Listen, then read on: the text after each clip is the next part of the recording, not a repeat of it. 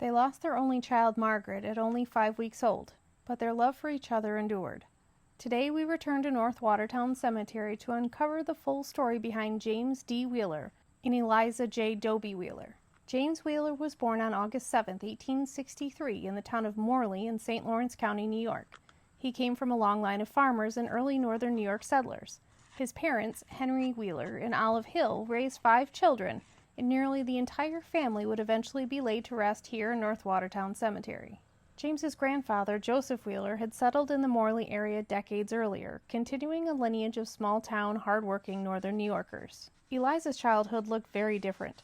She was born Jane Elizabeth Doby on September 23, 1857, in New York City. Her father, John, was a painter originally from Glasgow, Scotland, and her mother, Margaret Wood, was born in England. The family later moved north to Ogdensburg, where Eliza spent much of her early life. She grew up alongside 2 siblings, Margaret Amelia and Walter John, and the family appeared repeatedly in both New York and Vermont records. Eliza's sister Margaret died young in 1902, and her brother Walter would eventually become a department store manager. James and Eliza's lives came together on February 22, 1888, when they married in Ogdensburg.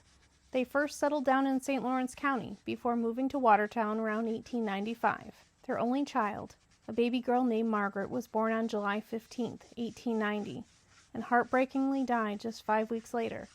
The loss of their infant daughter would remain a quiet shadow for the rest of their lives.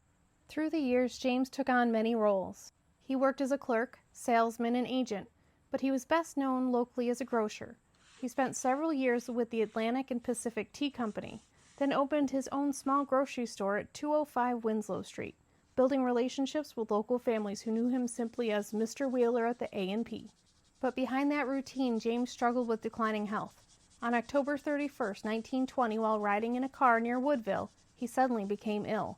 The driver managed to steer the vehicle to safety, but James passed away instantly from heart trouble before help could arrive. He was 57 years old. The Watertown Daily Times published a lengthy obituary for him, describing him as a well-known and respected member of the community and a longtime businessman. After James' passing, Eliza lived 5 more years in Watertown, residing on Clay Street and staying close to her brother Walter. But in July of 1925, she suffered a severe medical shock and was unable to recover. She died at Mercy Hospital on July 10, 1925. Today, their headstone sits here together as they lived much of their adult lives, side by side, steady and deeply rooted in the community they called home. Until the next stone. Thanks for watching.